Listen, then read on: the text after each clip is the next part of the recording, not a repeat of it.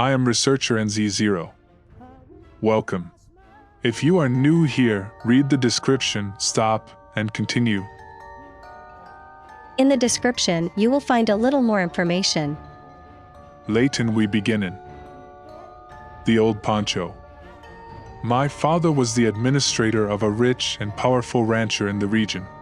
He was the owner of large areas of land and the fate of many laborers and helpers who worked on his ranches. Around the year 85, the rancher bought a ranch whose lands were near the foothills of Cerro de la Pitaya, in Panuco, Veracruz, Mexico.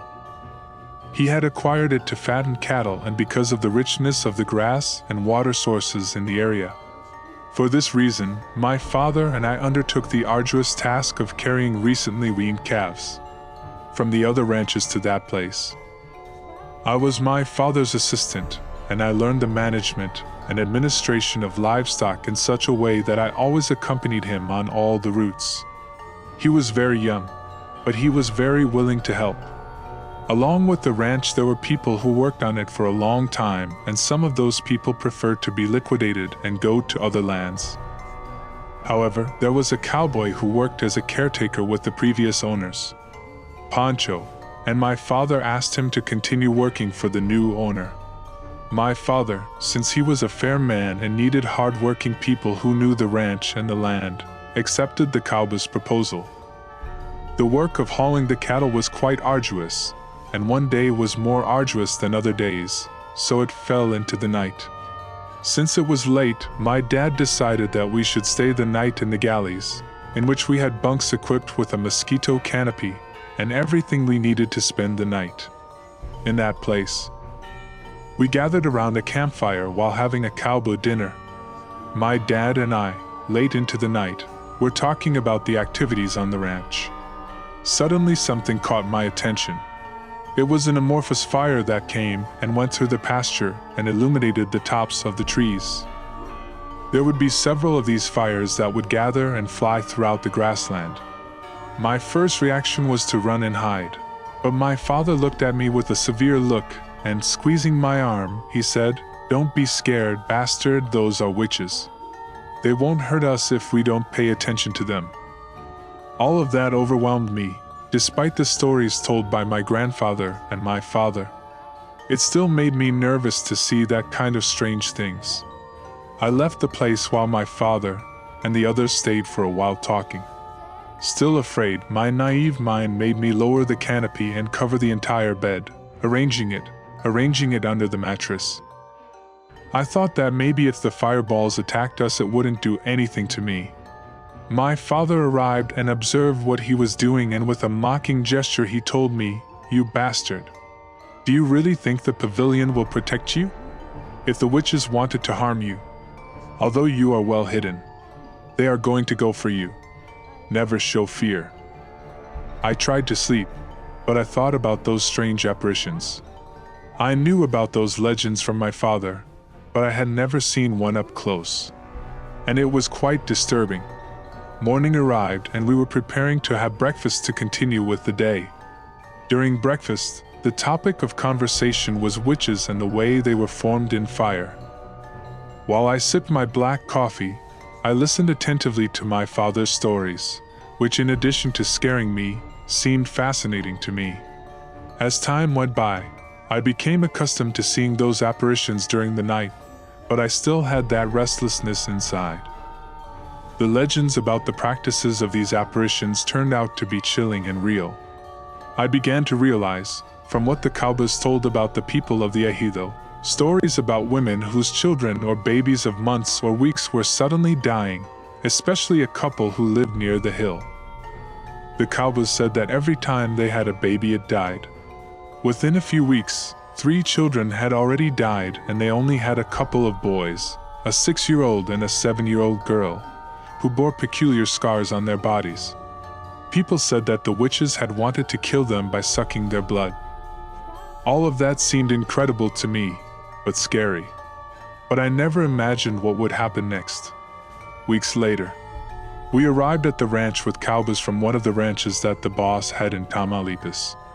We need people to castrate calves that were too many. So my dad decided to invite cowboys from neighboring ranches to help us.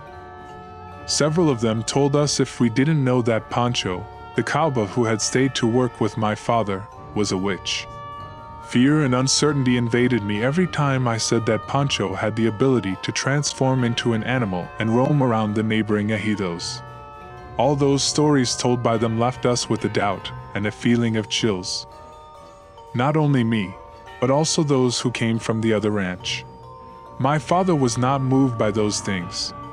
He was a very brave man with a special character that always kept him firm in any situation. One day the neighboring cowboys did not arrive for the day. It seemed strange to us, since they were paid and given the calves litters to eat. We continued with the work, and during the morning the men arrived at the ranch. They were ejidatarios and the town commissioner who were on the boundaries of the land. One of them, with an expressionless and serious face, asked to speak to the manager. My father, upon hearing, stood in front of those men and asked the reason for the visit. What followed next was quite strange. "Good morning, boss." "Well, look, we come to ask for his help or for the cowboy Pancho to run," said the town commissioner very seriously. "At what time and for what reason?" my father asked, surprised. "Look, I'll be frank, we ask. We don't demand that he not run, because at night he turns into an animal and goes into the streets to bother the children and harass our women," said the commissioner in a rather annoying and arrogant tone. Upon hearing that statement, I couldn't help but laugh, which caused the anger of everyone present who saw me with anger. My father saw me with stern eyes and told me to be quiet. "I can't run it.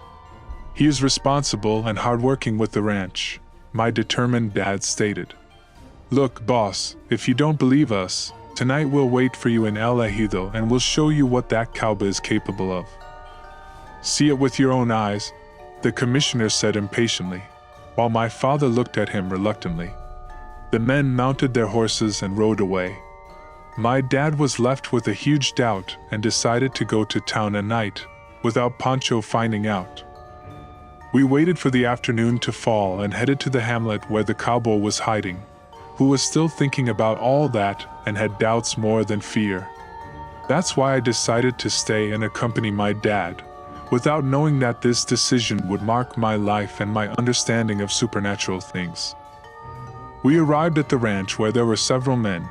All of them were armed with rods made of rattan, pieces of black irrigation hose, and horse quarters. We headed to a hut made of adobe, partition or brick made with mud, and a tin roof that was far from the hamlet. It seemed abandoned. We entered and what we saw surprised us. There were many strange things, remains of skeletons and animal skulls, dirty clothes balled up in a corner, herbs of all kinds and pieces of skin, apparently from a pig, scattered around a boiling pot. All of that was impressive. One of the men closed the door and darkness fell. It was hot inside.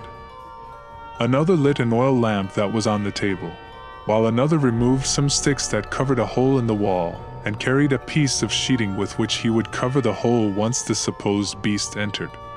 Hours passed and all of us who were inside the jackal, simple and austere house, were sweating profusely looking at each other. And in total silence. My dad was dozing and I was on edge. Which place? Suddenly the sinister play of shadows reflected on the wall by the dim light of the lamp became enormous to me, giving the environment an even more terrifying appearance. The silence was uncomfortable, and the heat was even more so. Suddenly, everyone's nerves put us on alert, and we heard the thunder of branches outside. Something was approaching the hut. Everyone took positions and the man with the sheet placed himself on top of the hole in the wall to cover when whatever entered through that hole. Another of the men dimmed the light, and I could barely see it. My eyes got used to the darkness, and when I turned to see my dad, something entered through the hole and the man with the sheet let it fall, placing his feet on top of it. Next were frantic punches and insults at something in the middle of the room. It was a humanoid-looking animal that had feline features with brown skin and long ears, yellow eyes and a pair of fangs protruding from its lips. That beast began to complain about the pain caused by the blows of those men's sticks, hoses, and quarters. Finally, in a terrifying and pitiful way, I wanted to cover my ears so as not to hear the screams. I tightly squeezed my father's hand, who, hidden with me on one of the walls of the hut, was watching how that beast was slaughtered. At some point the sheep man loses his balance and falls on himself. At that moment he notices the beast and manages to escape.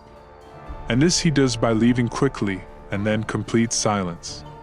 They lit the lamp and the lamps they brought. They all had one look and smiled with a gesture of morbid satisfaction, as if they had enjoyed the beating they gave to that defenseless animal. There were traces of skin and blood on the floor. The commissioner approached my dad and looked at him firmly. "Have you seen him, boss? Is what we told you true?" My dad told him in a proud tone. "I only saw that they ran away at one animal and I didn't see anything else." "Look, boss, if you believe, go to Pancho's house at dawn and realize once and for all that if he doesn't chase him, we will do our thing and we will punish him. Today, you know." We all left our place and we did not return to the ranch. In the morning we go to Pancho's hut. When we arrived we shouted for the cowboy, and in his place came out his wife, who had an overwhelmed face. "Excuse me, my boss says Pancho that he won't be able to go to work today," the lady said to my father. "I come to talk to him." We immediately got out of the truck and went to his house. What we saw was a quite disturbing picture. Pancho was lying in bed. A bloody sheet covered his waist and the cowboy's crotch. The man was completely beaten. With black eyes, his body covered in blood, his legs, wounds with exposed fractures. Like his collarbone, which was peeking through the skin and complaining of immense pain. Pancho's suffering filled me with pity and doubts. As the cowboy was our employee, my father contacted the boss to receive medical attention. The painful task of loading him into the bed of the truck was exhausting. The man screamed heartbreakingly from the pain of the bills and blows. We transferred them to Social Security in Panuco. My father argued that the injuries had been caused by falling from a horse, version that Pancho himself confirmed and received attention. Sometime after he recovered, the cowboy was fired by the owner of the ranch, and we never heard from him again. Until some time later, a rumor spread that old Pancho was roaming around that region as a Nahual. And what do you think? Follow us, subscribe and share on YouTube. This helps me continue with this project. Give your opinion. In the description you will find the emails to send your stories in case you like to share them. I appreciate your preference. Until the next episode. Latin macabre stories and more.